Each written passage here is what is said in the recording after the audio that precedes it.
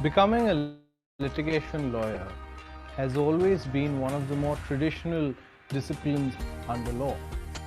It's considered to be widely lucrative and one of the most enriching and enthralling paths that one may undertake in our profession.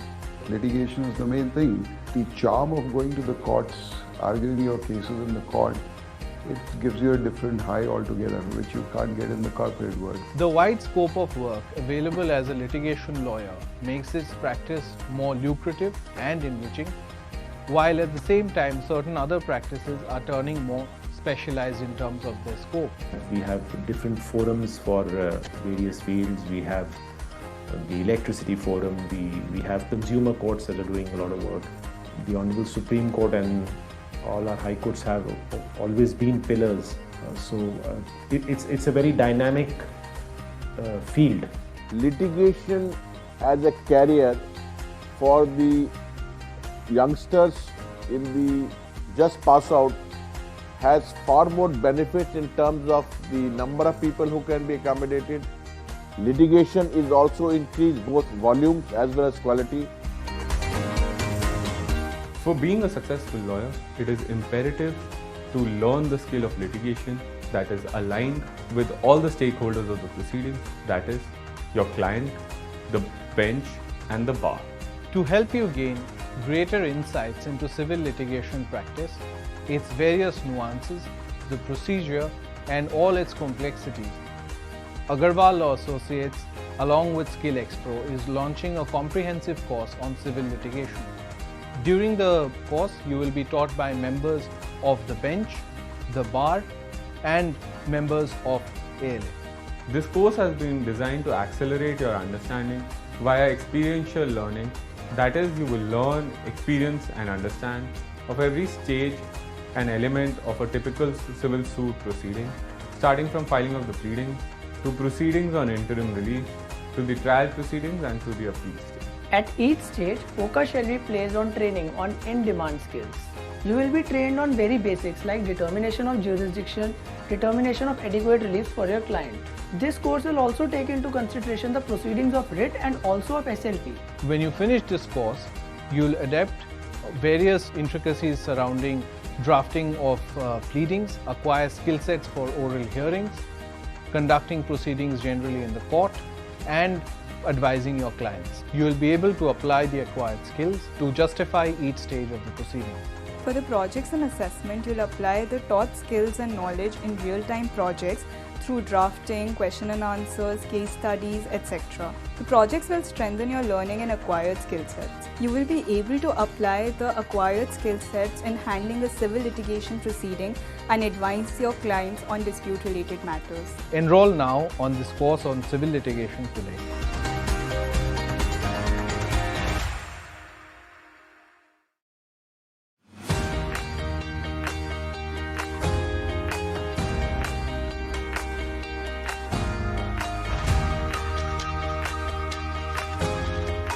Becoming a litigation lawyer has always been one of the more traditional disciplines under law.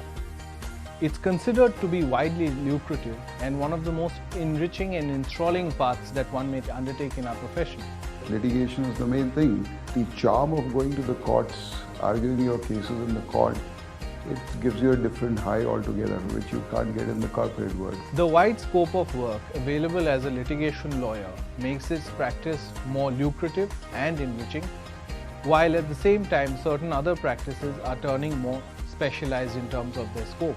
We have different forums for various fields. We have the electricity forum, we have consumer courts that are doing a lot of work. The Honorable Supreme Court and all our high courts have always been pillars. It's a very dynamic field. Litigation as a career for the youngsters in the just pass out has far more benefits in terms of the number of people who can be accommodated. Litigation is also increased both volumes as well as quality.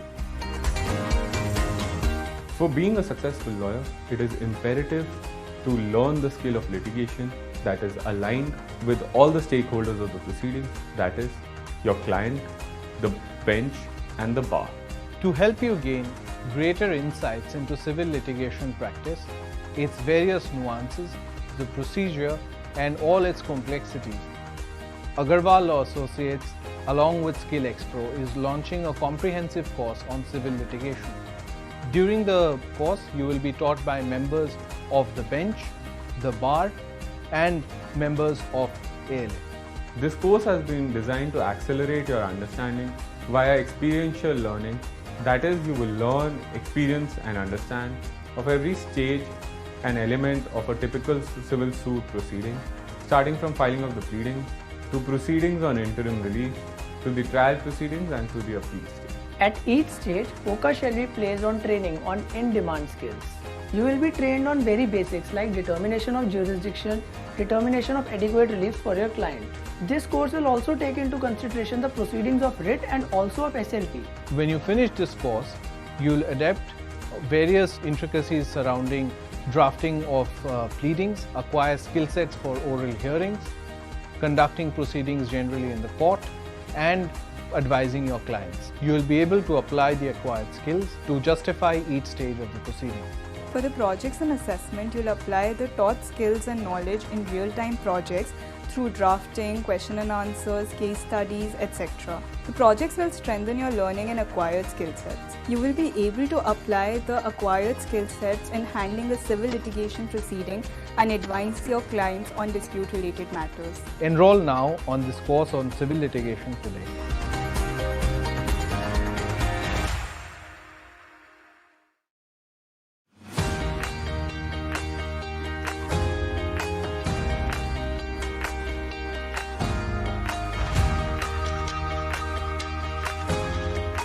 Becoming a litigation lawyer has always been one of the more traditional disciplines under law. It's considered to be widely lucrative and one of the most enriching and enthralling paths that one may undertake in our profession. Litigation is the main thing. The charm of going to the courts, arguing your cases in the court, it gives you a different high altogether, which you can't get in the corporate world. The wide scope of work available as a litigation lawyer makes its practice more lucrative and enriching, while at the same time certain other practices are turning more specialized in terms of their scope. We have different forums for various fields. We have the electricity forum, we have consumer courts that are doing a lot of work. The Honorable Supreme Court and all our high courts have always been pillars. It's a very dynamic field. Litigation as a career for the youngsters in the just pass out has far more benefits in terms of the number of people who can be accommodated. Litigation is also increased both volumes as well as quality. For being a successful lawyer, it is imperative to learn the skill of litigation that is aligned with all the stakeholders of the proceedings, that is, your client, the bench, and the bar. To help you gain greater insights into civil litigation practice, its various nuances, the procedure, and all its complexities, Agarwal Law Associates, along with Skill Expro, is launching a comprehensive course on civil litigation. During the course, you will be taught by members of the bench, the bar, and members of ALA. This course has been designed to accelerate your understanding via experiential learning. That is, you will learn, experience, and understand of every stage and element of a typical civil suit proceeding, starting from filing of the pleadings, to proceedings on interim relief, to the trial proceedings and to the appeal stage. At each stage, focus shall be placed on training on in-demand skills. You will be trained on very basics like determination of jurisdiction, determination of adequate relief for your client. This course will also take into consideration the proceedings of writ and also of SLP. When you finish this course, you'll adapt various intricacies surrounding drafting of pleadings, acquire skill sets for oral hearings, conducting proceedings generally in the court, and advising your clients. You will be able to apply the acquired skills to justify each stage of the proceedings. For the projects and assessment, you'll apply the taught skills and knowledge in real-time projects through drafting, question and answers, case studies, etc. The projects will strengthen your learning and acquired skill sets. You will be able to apply the acquired skill sets in handling a civil litigation proceeding and advise your clients on dispute-related matters. Enroll now on this course on civil litigation today.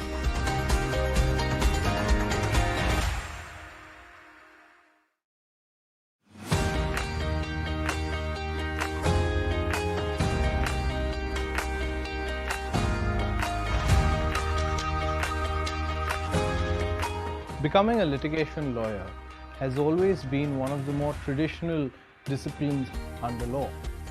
It's considered to be widely lucrative and one of the most enriching and enthralling paths that one may undertake in our profession. Litigation is the main thing. The charm of going to the courts, arguing your cases in the court, it gives you a different high altogether, which you can't get in the corporate world. The wide scope of work available as a litigation lawyer makes its practice more lucrative and enriching, while at the same time certain other practices are turning more specialized in terms of their scope. We have different forums for various fields. We have the electricity forum, we have consumer courts that are doing a lot of work. The Honorable Supreme Court and all our high courts have always been pillars. It's a very dynamic field.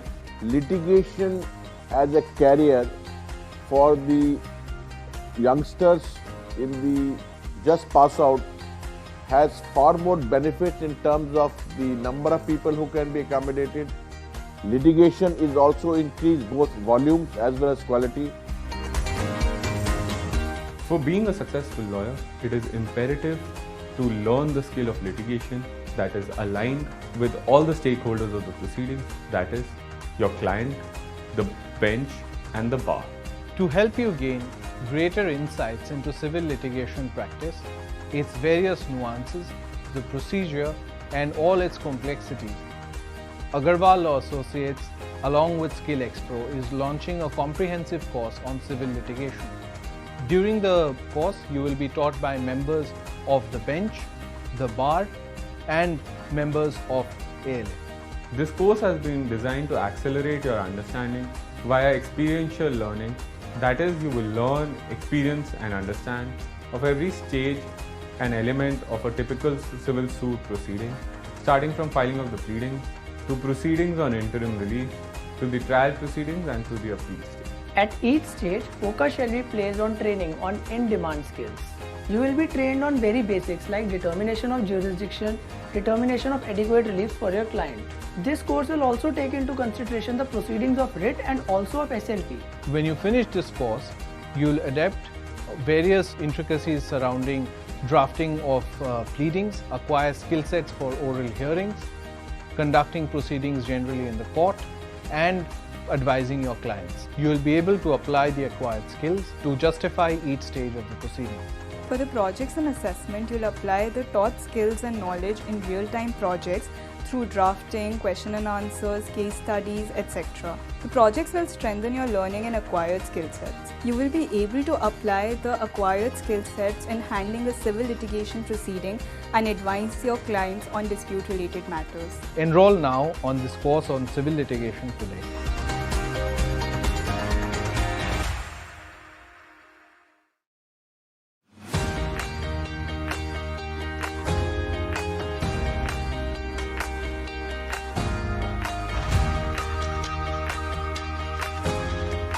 Becoming a litigation lawyer has always been one of the more traditional disciplines under law. It's considered to be widely lucrative and one of the most enriching and enthralling paths that one may undertake in our profession. Litigation is the main thing. The charm of going to the courts, arguing your cases in the court, it gives you a different high altogether, which you can't get in the corporate world. The wide scope of work available as a litigation lawyer makes its practice more lucrative and enriching, while at the same time certain other practices are turning more specialized in terms of their scope. We have different forums for various fields. We have the electricity forum, we have consumer courts that are doing a lot of work. The Honorable Supreme Court and all our high courts have always been pillars. It's a very dynamic field. litigation as a career for the youngsters in the just pass out has far more benefits in terms of the number of people who can be accommodated.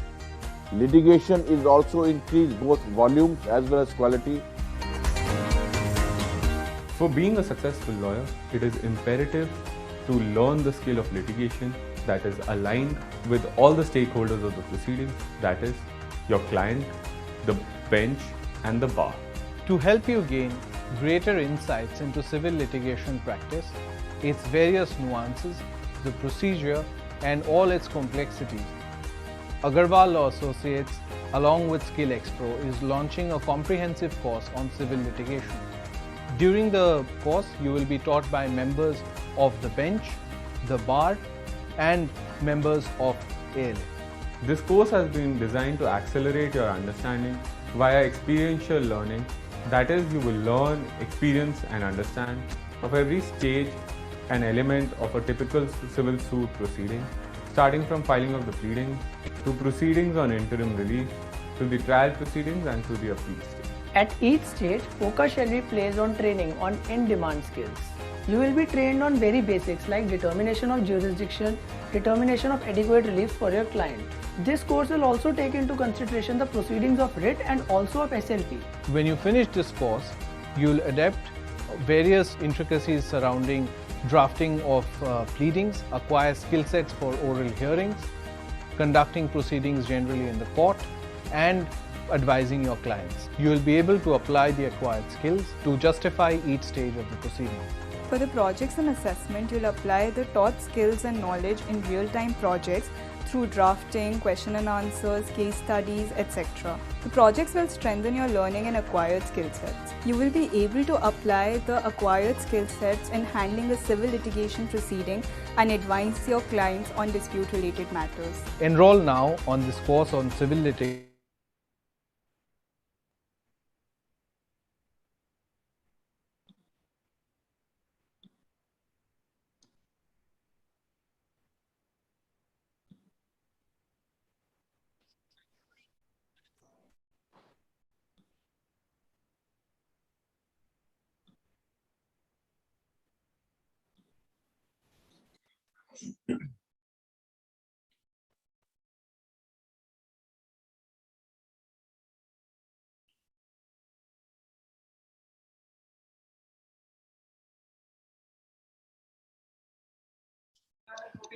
Hi, Siddharth. Can you unmute yourself? We quickly check your mic.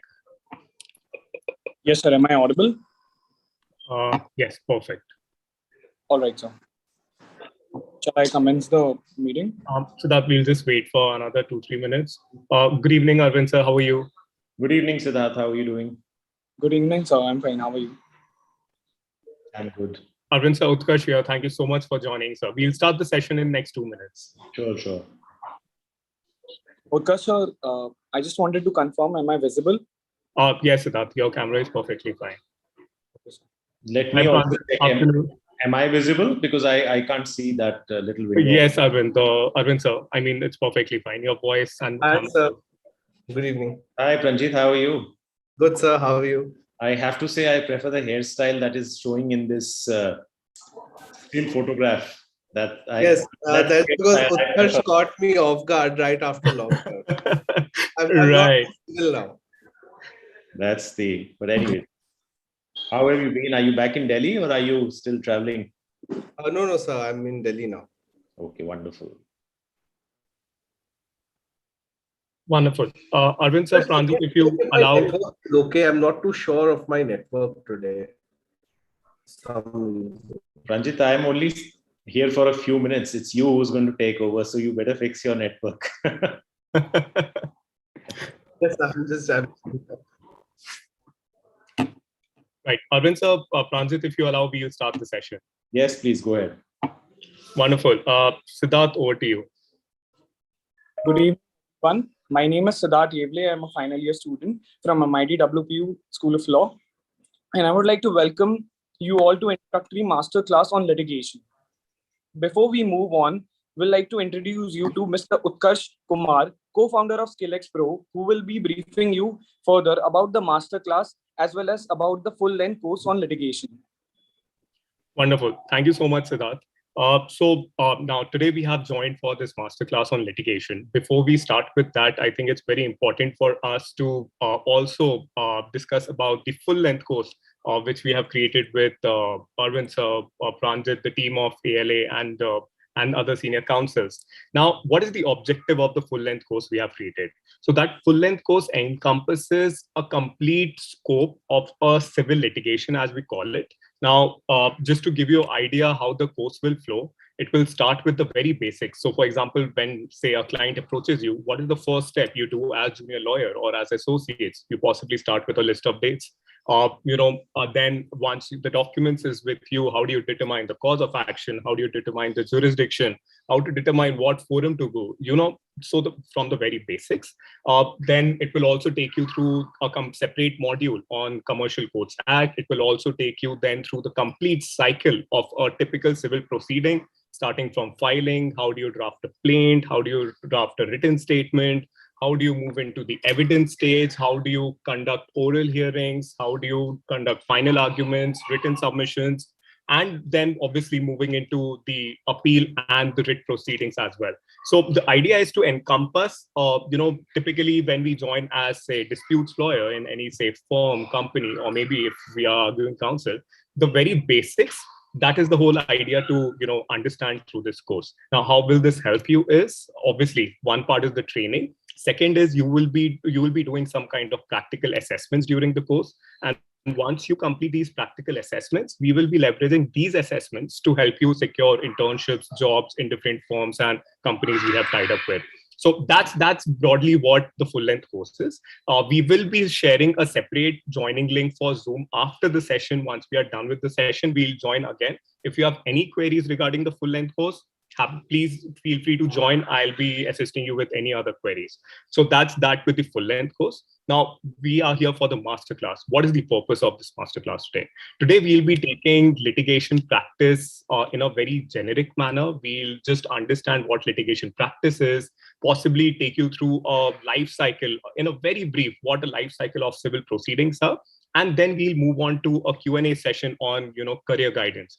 What are career opportunities in litigation practice? And what are some do's and don'ts possibly for you as law students? And obviously, we'll wrap up the session with a live Q&A session. So that is what that is how our session will be moving today. Siddharth, over to you. Please introduce the speakers, and we can start the session from there. Thank you, Utkarsh sir. Now let me move on with the session. Let me introduce you to the mentors of this session. First we have here is Mr. Arvind Nair. Senior advocate Arvind Nair has been practicing as advocate in India since 1997. He has been a solicitor of England and Wales, having cleared the qualified lawyers transfer test in London in 2001. He has built a robust practice involving civil and commercial litigation, disputes involving banking and finance, intellectual property, energy and utility services, labor and employment and regulatory systems as well. Our second mentor for today's session is Mr. Pranjit Bhattacharya. Advocate Pranjit works with Agarwal Law Associate. His expertise ranges from disputes in field of insolvency, arbitration, commercial and civil disputes. Before joining ALA, he was working with Trilegal. Now let us move further with the session. Before I hand over to the speakers, let me quickly brief you about the format of this session. First, speakers will delve into the subject, that is nuance of litigation. Second, sessions on career guidance in this practice area with Q&A format. Third, question and answer from audience. You can leave your questions in the chat section. We will try taking it in the session as well. Now, let me hand it over to the speakers of today's session. Thank you. Thank you, Siddharth. Can I take over now? Yes, Arvind, so you can take over. Thank you. Good afternoon to all of you. Siddharth, thank you for that very fine introduction. I am only here for a few minutes, but I will leave you all in the very safe hands of Pranjit, with whom I've had occasion to work with. And he's an exceptionally brilliant lawyer. And I'm sure he will in time be a very, very well-known counsel as well. So I just wanted to focus on the background, and I think I can safely start by saying that it's a very, very interesting and exciting time to be a litigator. And I think there is some connection of this with the situation we are in currently, which nobody could have envisaged. Nobody in their wildest dreams could have predicted it, that we are going to be hit with this kind of pandemic. And physical face-to-face contact and social interface, which we all assumed for decades to be the bedrock of litigative practice, would actually disappear. But they say that necessity is the mother of invention, and I think the entire litigation system rose to the occasion with great encouragement from all our honorable judges. I think we have embraced very smoothly this whole innovation of virtual hearings and attending court proceedings by the virtual mode. And arbitrations have also continued like that. Most of the judicial forums have had a very smooth transition to the virtual mode. So I think in view of the unfortunate pandemic that we are all facing and nobody could have predicted and nobody could have prepared for, however, we've all risen to the occasion, and it's a very exciting time to be a litigator. I think it's also made access to litigation that much more accessible. It's brought it closer. There are a lot of parties. For instance, one example which comes to mind is that parties in person would sometimes struggle. I have seen occasions where a party who had been litigating over a family litigation would come to court, probably miscalculate the time and eventually miss the hearing. But now it's a link which somebody needs to log into, and a lot of parties have been able to participate in their proceedings. People who are directly affected by court hearings have been able to see how a court hearing proceeds, what are the submissions that are made by their lawyer, what are the questions that are put by honorable judges. So I see a lot of positives here, a lot of positive takeaways. And as I said, it's a very exciting time. We are firsthand seeing innovation.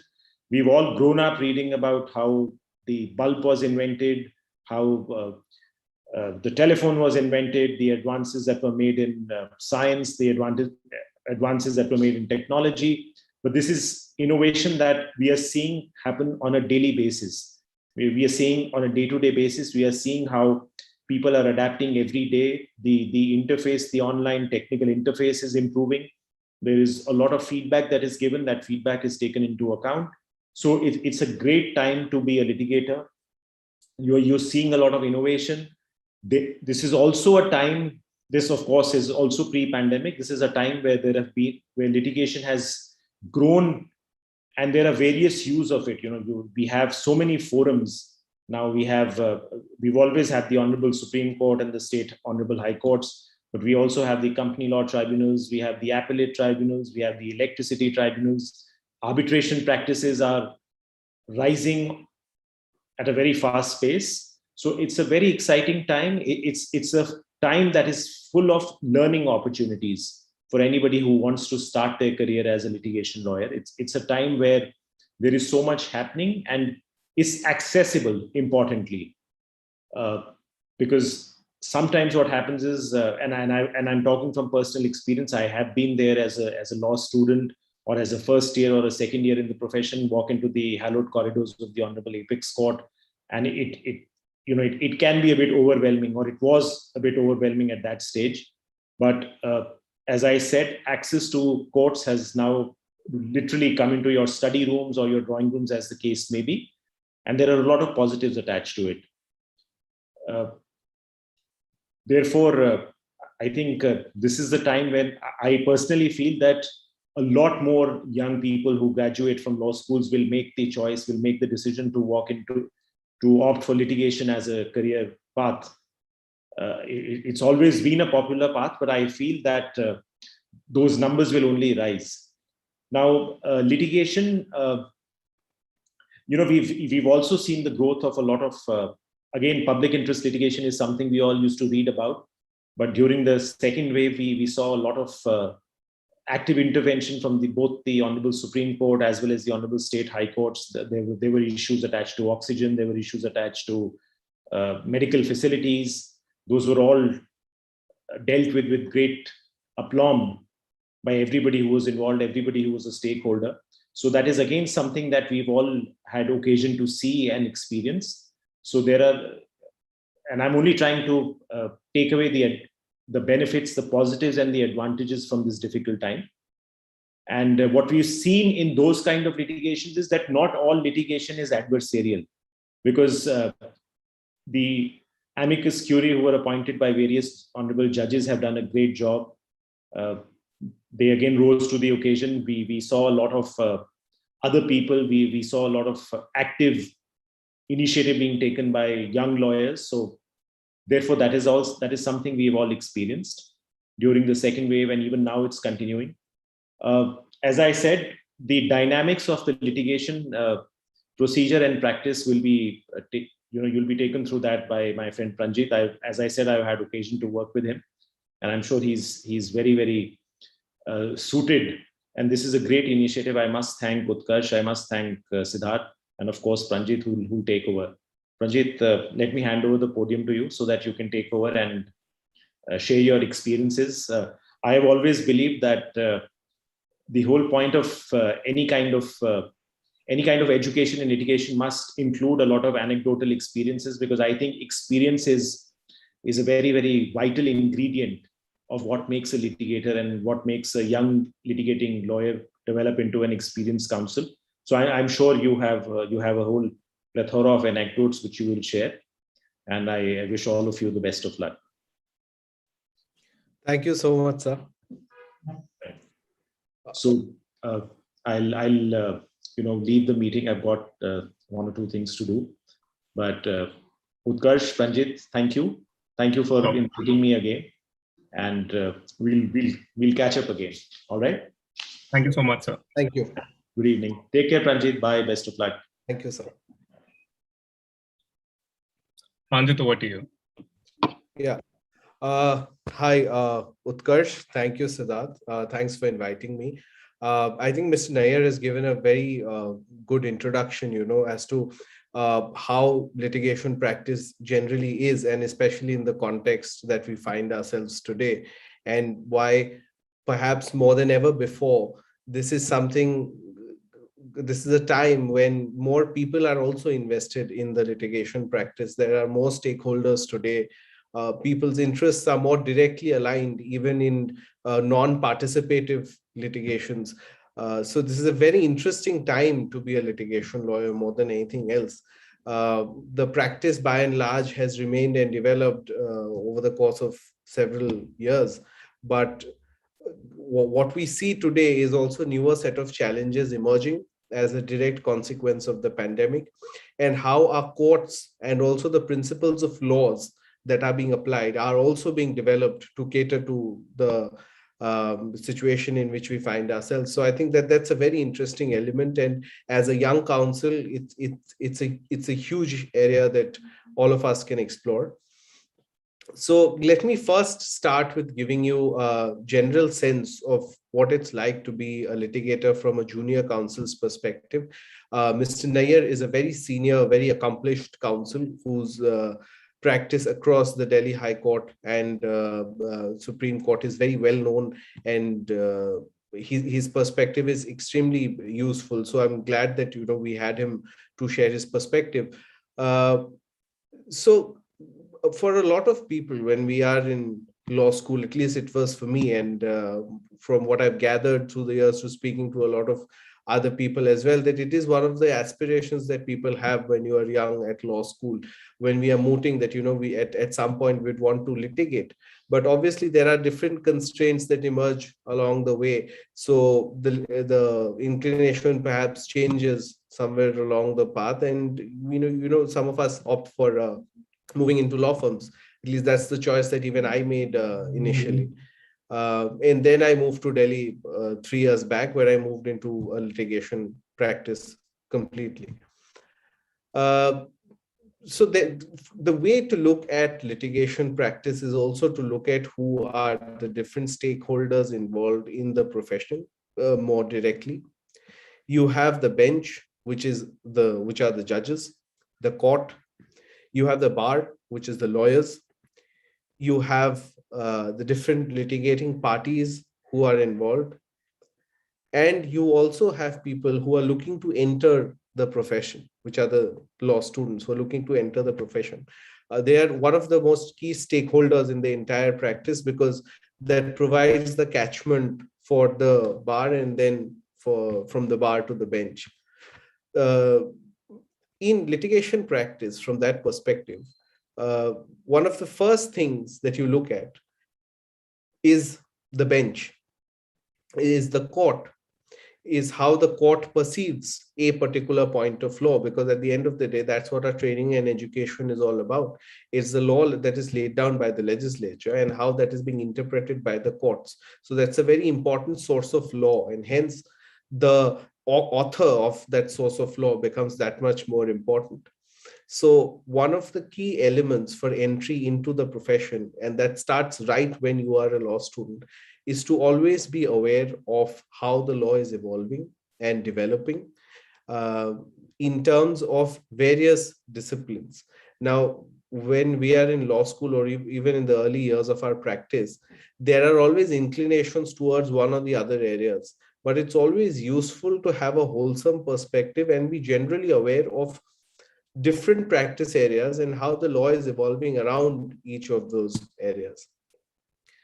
Moving on from that, the second stakeholders would be the bar, which are the lawyers. So from a law student's perspective, one of the things that we do our internships for, or even conferences or other webinars and seminars, is to have the ability and a platform to interact with the members of the bar, because that is one of the interactions that is most enriching. You have people who are directly interacting with the court every day, applying the law as it is and helping it evolve every day. So these are the people who drive the profession. They are the real drivers of the profession. So that's the second level of interaction that's most key. The third level of interaction is obviously with the litigant. Now, that is something that we don't have when we are in law school, even in our capacity as interns and the other roles that we play. That ability is lacking. But when in law school, the ability to marry that is to have the habit of constantly reading, being aware of social issues, being aware of cultural issues, being aware of all the other trends that are emerging in the country, both in terms of economics, politics, your society, culture, how each of it is evolving, eventually shapes the law, eventually helps the law evolve. Eventually, that's where your clients' interests are also rooted. That's where the concerns also emerge from. So that's another level of interaction that's very important. Then you move to the law students per se, who are another very important key stakeholders of the bar. Now, with the onset of national law schools and several other good law schools that have emerged in the country in the last few years, there's a concerted investment that is being made, and different various opportunities and forums are also opening up for them to explore as to how to seek entry into litigation practice. So I think when you're in law school, to evaluate each of those areas, to see what is most suitable to you and your own interests is very important. And there are different avenues now in order to meet that. You had a very traditional form of practice until life cycle of progressing lawyer would be to join the bar directly under a senior lawyer and then progress. But today you have different opportunities available in the form of joining a law firm or a small chamber practice or a very boutique law firm that does very specialized form of litigations. There are also law firms or independent chambers that do very high quality specialized work, which are geared towards a particular forum or two, three forums in particular. Say, for instance, for those focusing only on insolvency or only on arbitration or only telecom and regulatory practice. So, or competition law for that matter. So there are different avenues that are available to access the profession. Now, it's important and it's prudent to evaluate, and understand what is it that you really want to explore, and then proceed accordingly.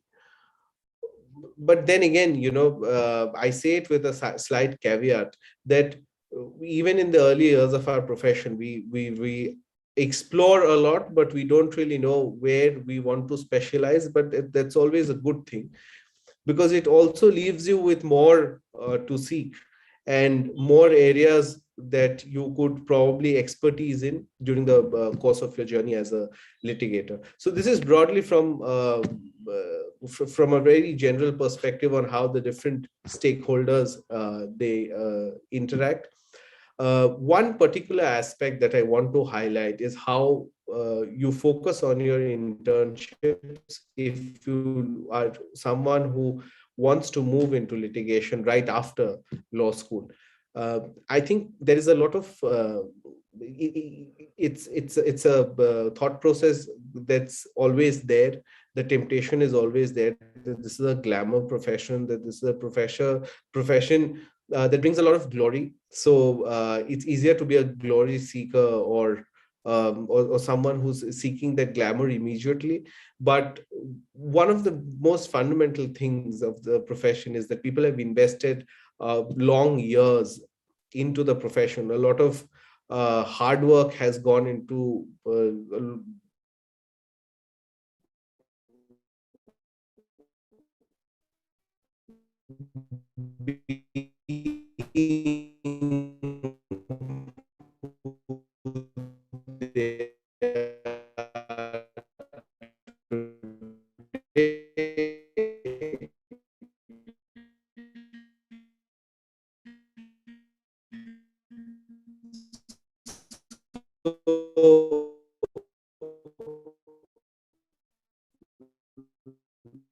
it's very important to start from instead of focusing on making a six. You the lawyer, what is the role that is being played? What is the role being played between the senior counsel and the court? How are the arguments being presented? How are rebuttals being presented? When a question falls from the court, how are those questions being dealt with? Why are certain points being dealt with in a softer manner? Why are certain points being pushed very aggressively? The level of preparation that is gone into for a particular matter, for a particular hearing. Why is the nature of preparation different? So picking up these basic soft skills is very critical. And now these are soft skills that we don't really value, but we eventually, when we are in the profession and we implement it, we realize that this is something that translates into value for the client and helps you to strategize your own self as to how you want to strategize, how you want to go ahead with the matter. So that tends to become a very important aspect of how you advise your clients. So that is very important. That's another very key element that should be the focus on during internships. Also, the quality of research that is expected, the depth to which you need to delve into, how to distinguish certain judgments, how even when there is a law classicus on a certain proposition, how has the courts which have looked at that law classicus first, then evolved a particular doctrine? What is the scope? What are the exceptions? So investing in these softer skills leads you into becoming someone who advises better and who gets to the nub of the issue much faster than anybody else, because that's helps you deliver to what your client eventually wants. At the end of the day, in this profession, the profession is not an end in itself. It is a means to an end. The end is the interest of your clients being catered to within the realm of the law. So if that is the objective to be met, then we are all aids in furtherance of that. So from that perspective, acquiring these set of skills it forms the very basic fulcrum of how we operate as lawyers.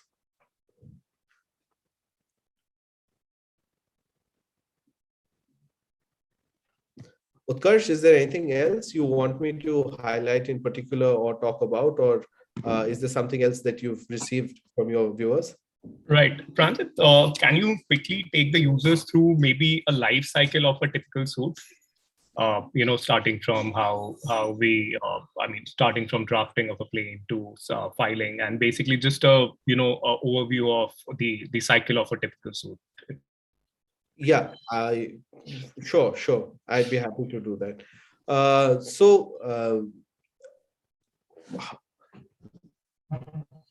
Whenever there is a grievance that your client has with respect to a particular violation of his right, there are certain proceedings that can be undertaken by your client. Now, it depends on whether that is a criminal action or a civil action. If it's a civil action, then what is the forum you are supposed to be before? What is the regulation or the law that you fall under?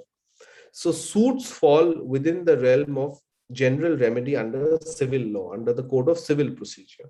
That's where suits are, that's the law under which suits are instituted before a court of law. In a suit, as soon as a cause of action arises, as soon as your client has a grievance, a violation of a right that needs to be addressed, or to prevent violation of a right, or to enforce a certain right, whenever a cause of action arises, whenever a grievance arises, you approach the court first by filing of something known as the plaint. Now, plaint is a document which is supposed to be a narration of facts of how your client has a right, how that right is either violated or threatened to be violated, and what is the remedy that you seek for the same. There may also be a question as to whether your client has that right at all or not, the breach of which is alleged or the breach of which is threatened. In that case, the plaint should also cover how that right accrues or devolves in your favor. That is something that comprises of the plaint, which tells the court what is the real complaint that your client has and what is the remedy he seeks for curing that complaint, which he seeks from the court. Once after the stage of filing of the plaint before the court on examination of the plaint has certain options before it, which the law itself provides. First, to examine whether it has been constituted in the right court. Because if it is not constituted in the right court or the right forum, then the court has power under Order 7, Rule 10 of the Code of Civil Procedure to return the plaint for it to be presented in a separate court, which is the right forum. Then you come to the examination under Order 7, Rule 11, which again sets out 4 basic conditions on which the plaint can be rejected. You have considerations like whether the plaint in fact discloses any cause of action, whether it is barred by any law. These are some of the aspects that are looked at to examine the maintainability of the suit proceedings. On this suit, once the suit is held to be prima facie admissible and maintainable, there are summons that are issued on the suit. The summons are basically, it's a letter from the court which is sent to the defendant, asking the defendant, asking the defendant to appear and answer the case that has been raised in the plaint. For that purpose, the defendant is also permitted under law, under certain prescribed timelines, to file a written statement, which is basically an answer to the plaint. After the stage of the written statement, you have an opportunity for the plaintiff to also file a rebuttal to what the defendant has stated as his own case in defense. That is known as the stage of replication. So the plaintiff then files a replication, which is basically a rebuttal of the points that have been raised by the defendant to answer his own case. Then once the stage of these pleadings are completed, you have something that is known as the production of documents by the parties. Now, during the stage of the suit, when the plaint is filed, there are certain documents that are filed to demonstrate, which serve as the evidence later on, which demonstrate the plaintiff's case. Similarly, the defendant also files certain documents. Now, once these documents are disclosed, each party has the right to examine those documents and see if they want to call for certain additional documents which may not be in their possession, or which may not be in their power or control, to seek those documents from the other side.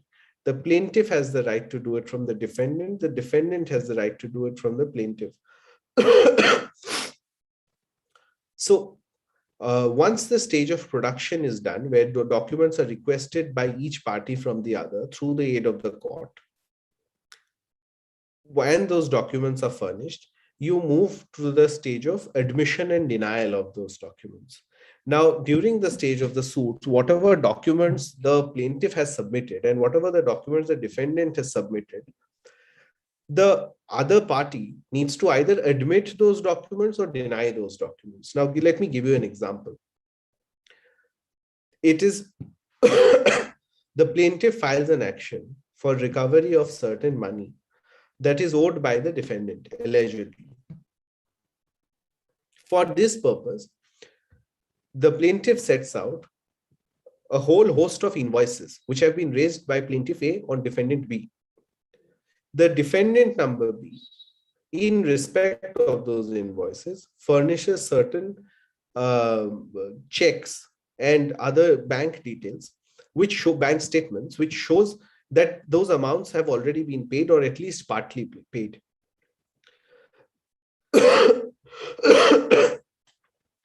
Now, the plaintiff has the right to either admit or deny those bank statements and checks, to say that, yes, this is a correct document, I admit it, he has made certain payments. Or to deny and say, sorry, these are false documents, or these payments relate to something else. I do not admit this document, I deny it. The defendant has the same right. Utkarsh, can you please give me a moment? Sure, please.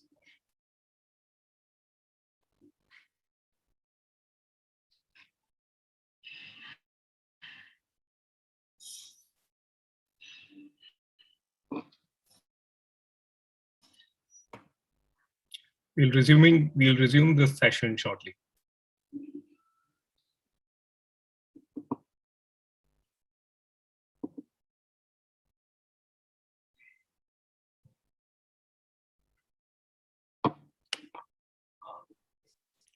Hi, sorry, I've been battling cold for the last 2 days. That's perfectly fine, Pranjal. Yeah. So commencing from where we just were. Similarly, the defendant also has the right either to accept or to deny, say, yes, these were certain invoices that were raised to me, I admit it, or to say that, sorry, these invoices were never raised, or if they were also raised, they relate to something else, and hence deny those invoices. That becomes the stage of admission and denial of documents. Now, once this stage is completed, you have the stage of framing of issues that is done. Basically, after you have the plaint before the court, the defendant's case in the form of written statement, and a replication to rebut that case by the plaintiff, and you have also done an admission and denial of all the documents that are that are produced before the court, the court needs to frame issues. Now, issues are the main questions that are framed eventually, which will have to be answered one way or the other, to either for the plaintiff to sustain its case or for the defendant to succeed in its defense. Now, in the example that I gave you, the court would frame issues such as whether the invoices that were raised by A on B ought to have been paid by the defendant number B, whether the checks and other bank statements that have been produced by B were actually payments that pertained to the invoices that have been produced by A. Now, this is how the issues are framed. Once the issues are framed, you have the stage where you have examination of the parties that is supposed to happen. At the stage of examination of parties, each party will have to furnish an affidavit of its own witness, which is known as the witness statements. So for the case that you have set out in the plaint or the case that you have set out in your written statement, each party will have to furnish its own witness that yes, I sent so-and-so invoices on so-and-so date. I am aware that we were under these obligations with respondent, defendant number B, and defendant number ought to have made these payments. Similarly, defendant number B will produce witnesses who will say, sorry, some of these invoices have already been paid. I have furnished so-and-so details. I actually made the payment on so-and-so date through RTGS, through NEFT. These are the bank statements that show so-and-so. That becomes the stage of filing witness statements. Once witness statements are filed, there is cross-examination of witnesses that is conducted.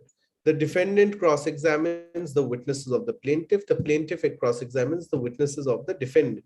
Now, that's the stage where each party has an opportunity to ask questions from the defendant, has the opportunity to ask questions from the plaintiff's witnesses. And the plaintiff has the opportunity to ask questions from the defendant's witnesses to establish its own case.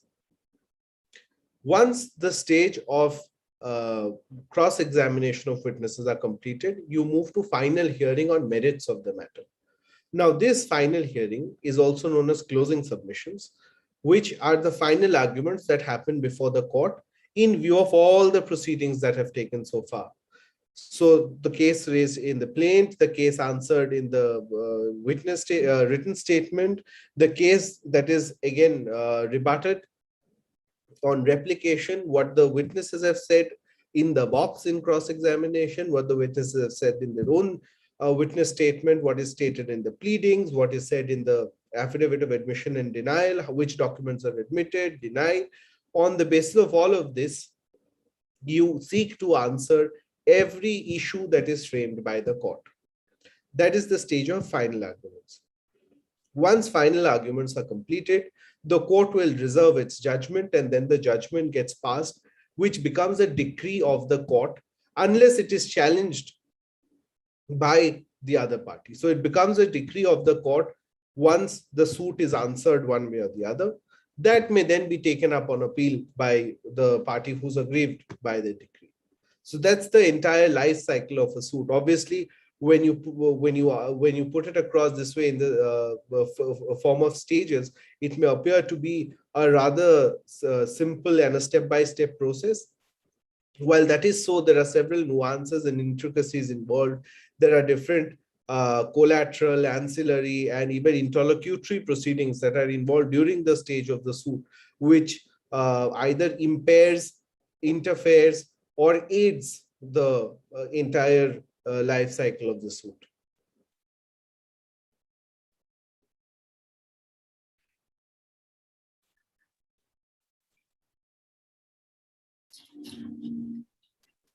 Wonderful. Ranjit, can we move into some of the Q&A sessions, majorly for some of the questions, just to explore how the litigation practice is around? I'll put on some basic questions, Pranjit, as again, the target audience majorly we have our law students, right? Now, Pranjit, one of the things which generally, we have a question mark when we talk about the litigation practice is we have two options, generally to join a law firm, right? Or to do a counsel practice, not directly going into maybe, arguing, but joining chambers of one of our senior counsels or a junior counsels. Right. From in your experience, Pranjit, I mean, you are working with ALA, but at the same time, you're also interacting with juniors from working under different, senior counsels and lawyers.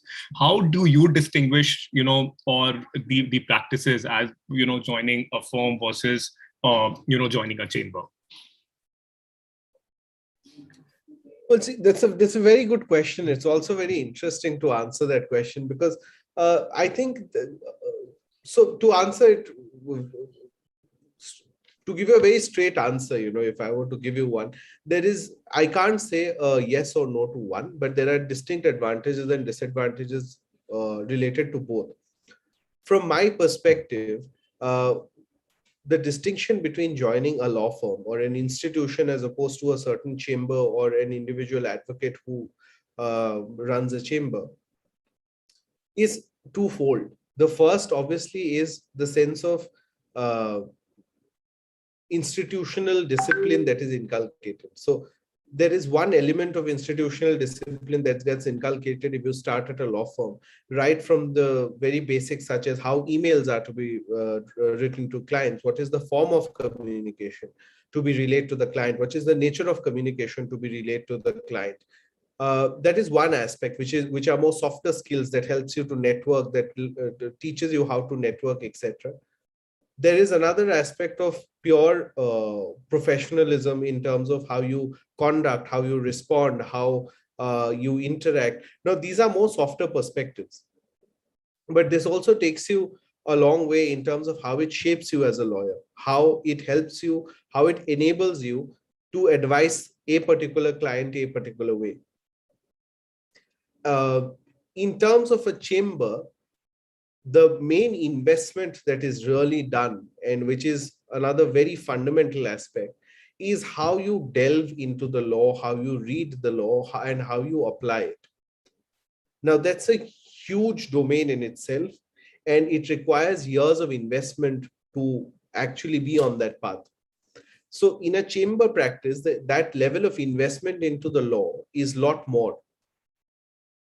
So while there are certain advantages attached to spending few early years in a law firm practice, the larger benefits from, at least the way I see it, is from being attached to a particular chamber. There's another aspect though, where law firms, you would see a lot of young counsels who are doing well transition from law firms to litigation. The reason being that in law firms, you spend your early years doing a lot of commercial matters. So either in the form of a corporate lawyer or even as a commercial litigator, where the focus is a lot on how the business reacts to certain disputes, or what are the commercial interests that are involved in a particular disputes. So to understand those commercial interests and to marry those commercial interests with the law is something that, probably spending a few years, early years at a law firm helps you just develop that level of nuance. Because at the end of the day, even from a client's perspective,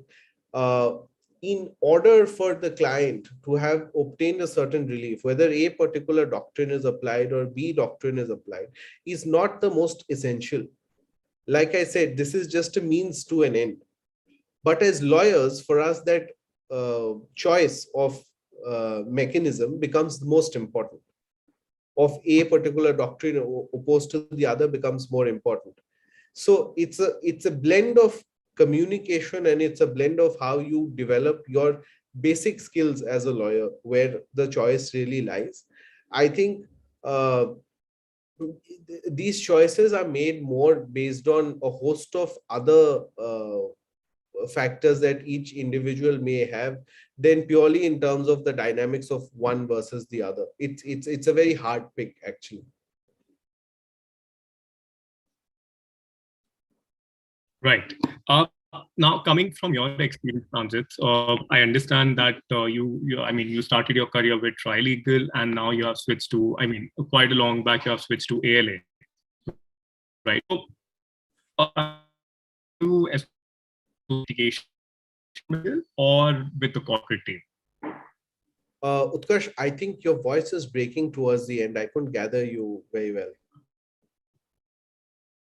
Sure, I'll just repeat. So, Pranjit, with Trilegal, were you working with the litigation team or the corporate team?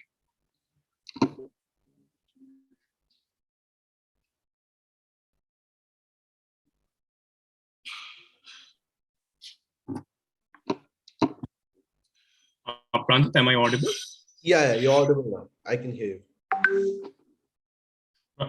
Right. So, Pranjit, how did you make this switch from Trilegal to ALA, and how your experience in Trilegal really helped you in ALA? I worked at Trilegal for 3 years, and now I spent 3 years at ALA. I think spending the early years in Trilegal was very important from the perspective that it inculcated a sense of professional discipline, and on the other aspect, it also made me understand the commercial nuances that are involved in every dispute. How the law is looked at from a commercial man's perspective, how commercial decisions are made having regard to the law, how exceptions are made, and what infuses certain commercial elements also into the law, especially if you look at certain regulatory practices such as your electricity or telecom. There are several commercial aspects that the law actually deals with or provides for. So I think that's very important. That for me, I started out as a corporate lawyer, and then within trilegal, I transitioned to disputes, and then eventually moved here. So when I moved to litigation practice, it helped me look into disputes and the nature of agreements, the nature of transactions that were being entered into, not just from the lens of the law, but also from the lens into what is the commercial perspective behind those provisions. And though that becomes the level of argument that you use to marry with the law and then present before the court. Because when you're presenting your client's perspective to the court, it's also important to bear in mind how his or her own interests are aligned, and how the decision-making process was at the time those transactions were entered into, as within the realm of the law, and why certain decisions were made in a certain way. That helps you to convey that to the court. Sure. Pranjit, possibly just a few suggestions for law students. I mean, do you suggest any do's and don'ts, possibly, moot courts or any other activities which they could focus on if they are really looking to practice in disputes practice? See, there are certain basic elements in this. Moot court and internships, I think, are a part of curriculum almost everywhere. So it's something that is already being done and ought to be done. And it's a point that can't be emphasized more and more. Internships, yes, absolutely. There is no substitute for it. As far as moot courts are concerned, it may or may not. It again depends on how each individual wants to go about it. It's not a hard and fast rule. The substitute for that is that you should be invested in writing. A lot of the work that we do as lawyers, even in our early years or even in the later years, is communicating to the court or the client, or even sometimes to ourselves, what is the point that we are looking to argue, or what is the case that we are looking to build. For that, your ability to communicate your client's case to your the nuanced points on the law, it's very important to have that ability, to have that understanding of how nuanced law itself can be. So from that perspective, it's very important to at least be involved in internships. Moot courts, yes, but to also be invested in writing papers, writing research papers and articles. That's something I think is most vital that should be looked into. The other aspect, obviously, is to be constantly aware of how the different areas of laws are developing. Say, for instance, insolvency, arbitration, even certain aspects of constitutional law, how the courts are constantly evolving various propositions, dealing with various questions, dealing with various provisions, and giving them different interpretations and in different cases. So I think that level of awareness is very, very important. So today it's become more accessible. Accessing that knowledge is not is also fairly easy. You have different legal reporting websites.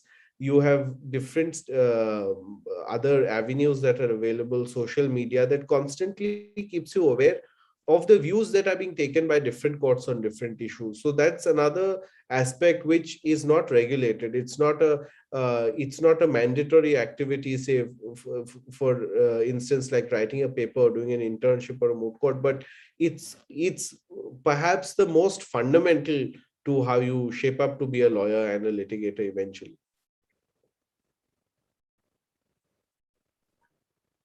Sure. Pranjit, possibly one last question, and then we'll wrap up the session. So in fact, this is the question which we got from the users. So in terms of pandemic, I mean, we had lockdown, the litigation practice changed quite a bit. In fact, the sessions were happening online, the hearings were happening online. Do you think is there any additional preparation required from students' perspective for how our practice has changed, or do you think that it's just it's similar? In fact, we are moving back to a a pre-pandemic scenario. Anything additional which students should keep in mind considering the change practice? Not really, if you ask me very honestly. I don't really think, because there is one level of being technology savvy, but I think a lot of people today are picking up, even the people who pre-pandemic were comfortable not being tech savvy have picked up and have geared themselves. And at the end of the day, if you have to access more and more knowledge, let's look at that first. You have to be technology savvy in order to be able to access. So just being tech savvy is something that's become more important, not just in terms of how you are appearing before courts every day, not just in terms of that, but even in terms of being a better lawyer, being more being able to do more and cater to more people, to shape yourselves better in terms of being aware constantly of what's happening around the different courts in the country. It's become essential to be tech savvy. That's one aspect. Other than that, I don't really see how the level of preparation has changed, because the level of preparation by and large has remained the same. It's not also that because it's a virtual platform or there's a pandemic going on, that the expectation from the bar or even from the bench or from your clients has been interfered with. The expectation is always there to cater to a certain level of quality, to cater to a certain level of research, especially when you're before the court. And that expectation has to be met. Now, whether it is in the form of physical hearings or virtual hearings, whatever the medium may be, the level of preparation, there are no exemptions as far as that is concerned. Wonderful. Thank you, Pranjit. Siddharth, over to you. Can close the session, please. Yes, sir. Am I audible? Yes, you are. Thank you. So I would like to thank Mr. Senior Advocate, Mr. Arvind Nair and Advocate Pranjit Bhattacharya for such an insightful session on litigation. I'm sure that all the young lawyers and the students planning to be a part of litigating field must have learned a lot today from this session.